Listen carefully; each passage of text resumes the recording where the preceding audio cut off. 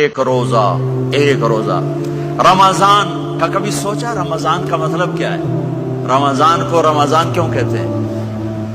اللہ نے 11 مہینوں کے نام عربوں سے رکھوائے اور روزے کے مہینے کا نام خود رکھا قرآن میں، شہر رمضان الذی انزل فیہ القرآن۔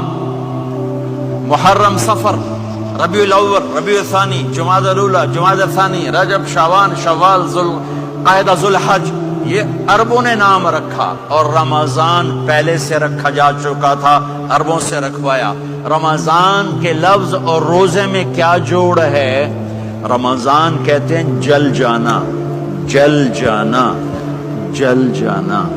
تو اس کو روزے کے ساتھ کیا مناسبت ہے کہ جب کوئی مرد عورت روزہ رکھتا ہے یا رکھتی ہے تو پچھلے 330 دن کے گناہ، آج روزہ رکھا، پٹی تیار ہو گئی، گناہ ڈال کے جلاؤ، دوسرے دن اور گناہ جلاؤ، تیسرے دن اور گناہ، چوتھے دن اور، 30ویں دن سارے گناہوں کو اللہ تعالیٰ جلا کے، راکھ کر کے، ایمان والے مرد عورت کو پاک کر کے، صاف کر کے، آخری رات کہتا ہے جاؤ بخشے بخشائے چلے جاؤ، جاؤ بخشے بخشائے چلے جاؤ۔ تو میرے نبی تو 2 کھجور پہ روزہ رکھتے تھے۔ حضرت علی نے فرمایا اگر بلال قسم نہ اٹھاتے تو جب تک میرے نبی کھاتے رہتے، اللہ صبح کو پیچھے ہٹاتے جاتے۔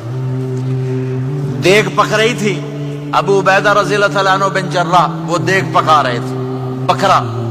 آپ نے کہا ابو عبید یہ مجھے بکرے کی دستی پکڑانا، اگلے بازو، آپ کو اگلے بازو کا گوشت پسند تھا، گردن کا گوشت پسند تھا، یہ کمر کے پٹھ کا گوشت آپ کو پسند تھا، دودھ پسند تھا، برنی کھجور پسند تھی، عجوا کھجور پسند تھی، تازہ روٹی پسند تھی۔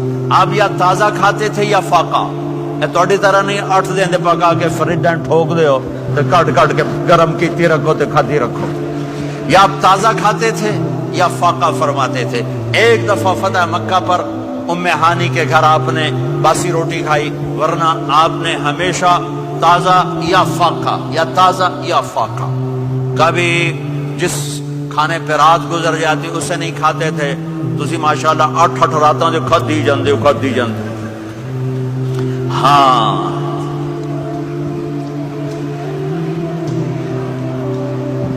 تو کہنے لگے عبید یہ دستی پکڑانا، تو انہوں نے ایسے بکرے کا بازو نکال کے پورا آپ نے یوں پکڑا، نوچ کے پھینکا، کہا دستی پکڑانا، انہوں نے یوں نکالا ڈوئی سے، آپ نے پکڑا، کھایا، کہا مجھے بکرے کا بازو دستی پکڑانا، کہا یا رسول اللہ بکرے کی 2 ہی ہوتی ہیں۔